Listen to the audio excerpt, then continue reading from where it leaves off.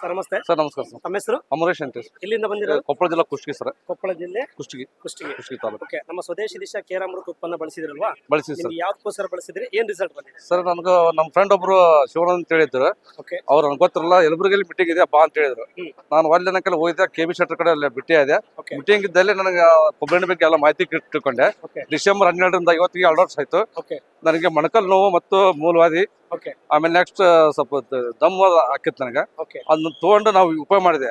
ಉಪಯೋಗ ಮಾಡಿದ ನಂತರ ನಾನು ಮತ್ತೆ ಸಾಕಷ್ಟು ಮಂದಿಗೆ ಕೊಟ್ಟಿದ್ದೀನಿ. ಮೂಲವಾದಿ ಮತ್ತು ಶುಗರ್ BP ಇದ್ದವ್ರಿಗೆ ಭಾಳ ಕಂಟ್ರೋಲ್ ಆಗೈತೆ. ಆಮೇಲೆ ಕೆಲವು ಪಾಸಿ ಹೊಡೆದಿತ್ತು ಒಬ್ಬೊಬ್ಬರಿಗೆ, ಅವು ಕೈ ಎತ್ತಕ್ಕಾಗ್ತಿರಲಿಲ್ಲ. ನಮ್ಮಲ್ಲಿ ಗಜಂಗಡದಲ್ಲಿ ಕೊಟ್ಟರು, ರೋಣದಲ್ಲಿ ಗಜಂಗಡದ ಮಠ ಕೊಟ್ಟವ್ರಿಗೆ. ಅದನ್ನ ಉಪಯೋಗ ಮಾಡಿದ ನಂತರ ಅವರು ಭಾಳ ಖುಷಿಯಿಂದ ಭಾಳಷ್ಟು ಮಂದಿಗೆ ಹೇಳಿದ್ರು. ಅವರು ಹೇಳಿದ ತಕ್ಷಣ ಮತ್ತೆ ನಾನು ಬೇರೆಗೆಲ್ಲ ಅವ್ರಿಗೆ ಇವ್ರಿಗೆ ಎಲ್ಲ ಕೊಟ್ಟಿದ್ದೀನಿ ಸರ್.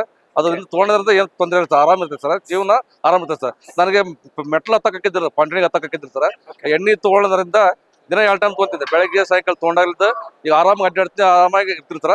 ನನಗೆ ಇವಾಗ 59 ವಯಸ್ಸು ಆದ್ರೂ ನಾನು ಇನ್ನೂ ಸ್ವಲ್ಪ ಆಕ್ಟಿವ್ ಆಗಿ ಅಡ್ಡಾಡ್ತೀನಿ ಸರ್. ಈ ಸ್ವದೇಶಿ ದಿಶೆ ಬಗ್ಗೆ ನಿಮ್ಗೆ ಏನು ಅಭಿಪ್ರಾಯ ಇದೆ? ಸರ್ ಒಳ್ಳೆ ಅಭಿಪ್ರಾಯ ಸರ್, 100ಕ್ಕೆ 100 ಸತ್ಯ ಸರ್. ತಗೊಂಡ್ರೆ ಎಲ್ಲರಿಗೂ ಹೇಳ್ಬೋದು ಸರ್, 100ಕ್ಕೆ 100 ಸತ್ಯ ಸರ್. ಹೇಳ್ಬೋದು, ಆರಾಮಾಗಿ ಇರ್ತಾರೆ ಸರ್, ಏನು ಸಮಸ್ಯೆ sir. Thank you so much.